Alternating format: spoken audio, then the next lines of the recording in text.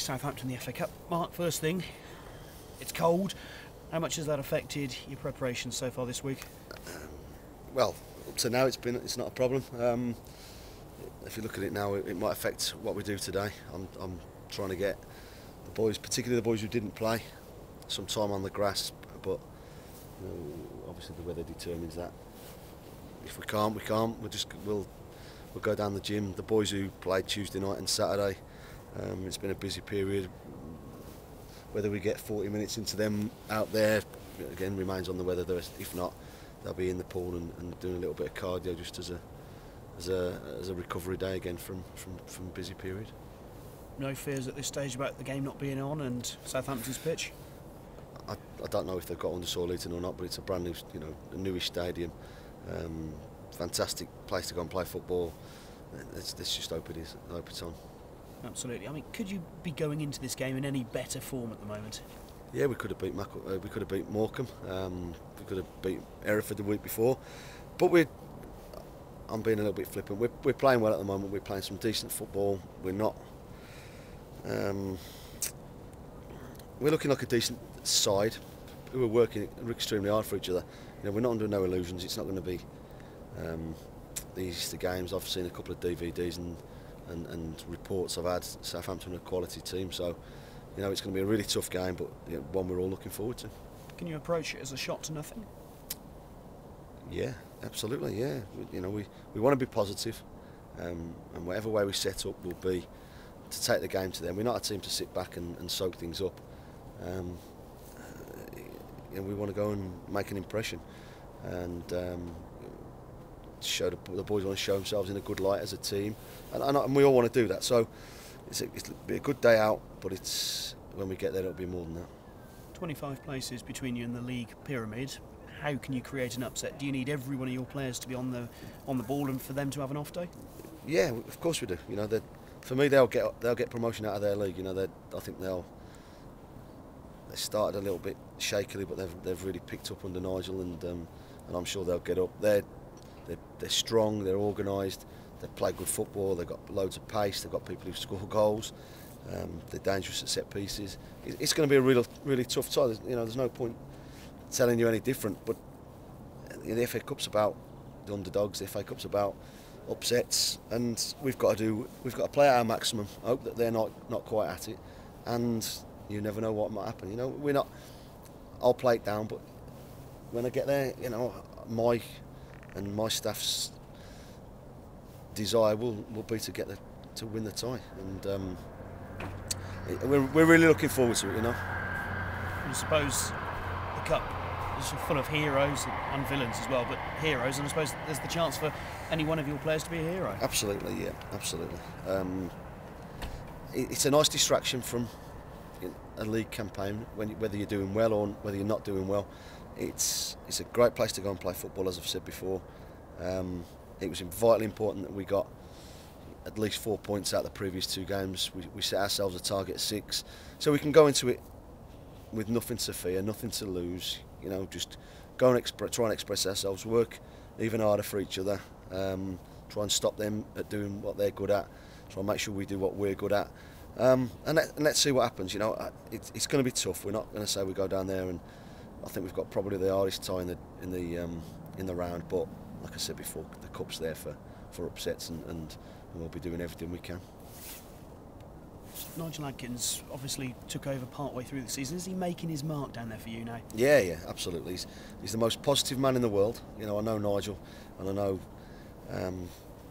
Andy Crosby, his assistant, and when he was Ian Barraclough, who's now the Scunthorpe manager, I used to know the 3 of them when they were together, and they always get their players up for it. They always get their players trying to play the right way. Nigel's had tremendous success at Scunthorpe, in getting up and then staying up, and he's gone down there and he's getting that positivity down there, and I think they're responding to him.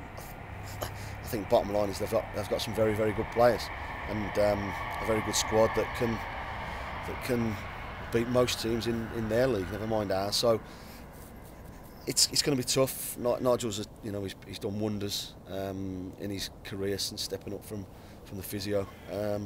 As I said before, he's the most positive man in the world, and he'll make sure that he leaves no stone unturned in making sure that we're dealt with. But it's up to us to go and try and put a spanner in the works. They've obviously had hard times as a club in recent years, but they've still produced the likes of Theo Walcott, Gareth Bale. I mean, who stands out for them now for you? They've got lots of good players. They've got Richard Chaplow on loan from Preston, who I worked with at Burnley with Steve. Lallana, the boy Chamberlain, who's come on, Ricky Lambert, Barnard. I could name every one of them. The captain Hammond, quality. They've got 2 quality fullbacks. They've got a goalkeeper who's done it at the top level. 2 centre halves, big, strong, quality. They've got internationals on the bench. Connolly, the Brazilian boy that they've got underneath them. Whatever team they play will be a step up from what we're used to. So we've got to raise our game and just go there with no fear and go and express ourselves, and just let's see what happens. And everyone fit for you? 1 or 2 bumps and bruises from Tuesday night. Big tough physical encounter at Macclesfield on a cold night. I anticipate, everybody being fit and ready.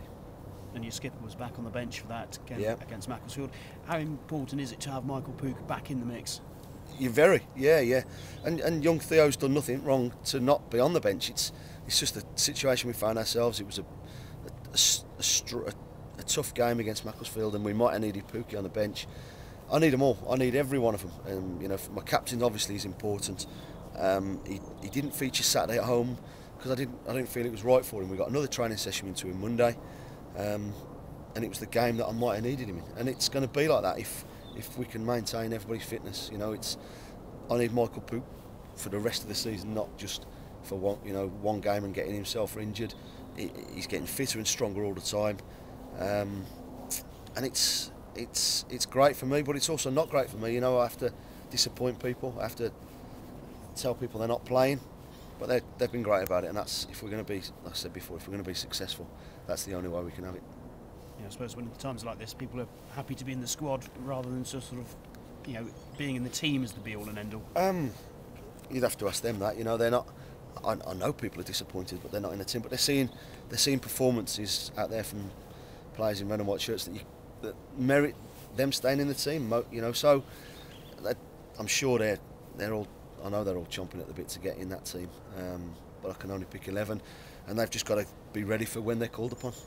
Great stuff, thank you, good luck. Cheers. Mark, when Saturday comes around, it's all about testing yourself against Southampton on the pitch, but there are some off-field implications as well, aren't they, financially? Big crowd expected, and the chairman's hinted that could help you budget-wise. Well, let's hope it does. I can't worry about that now. I just know that from what we talked about him before the season, that things were tight, and we've gone along with that, and we know things are tight. We don't ask for ridiculous things, that. And if the opportunity comes to be able to do something extra, then great. But let's just see what happens. Let's not get carried away with it. Hopefully, we can come out of the game, hopefully through to the next round. But hopefully in a decent having picked up a decent bit of share of the gate and a possible for winning the game. So and then that'll stand us all in good stead. And then where we go from there, the club and the chairman and myself will decide as and when that happens. Yeah, you had just over 700 away fans at Hereford. I think there's 800-900 tickets sold already for this one. That's going to make a big difference. Brilliant, yeah, absolutely. It'll be, as I say, it's a big stadium. It's a tremendous place to go and watch football. Pitch is lovely, and I'd encourage as many to come down. And 700, 800, 900, brilliant. If we can get a few more to make some noise, then even better. We've got to go down there and perform as well for the supporters, and I assure you we'll be doing our best to do that. Yep. Are you sort of at maximum in terms of loans, budget, and all that sort of stuff at the moment? You got any chance of bringing an extra body in? No, I don't think so. Right. But January is the key time. Well, after. Like I said, we've just got to make sure that we are still in and around it. That I've not really spoke to the chairman in terms of what we're going to do in January. I just know that things are extremely tight still, and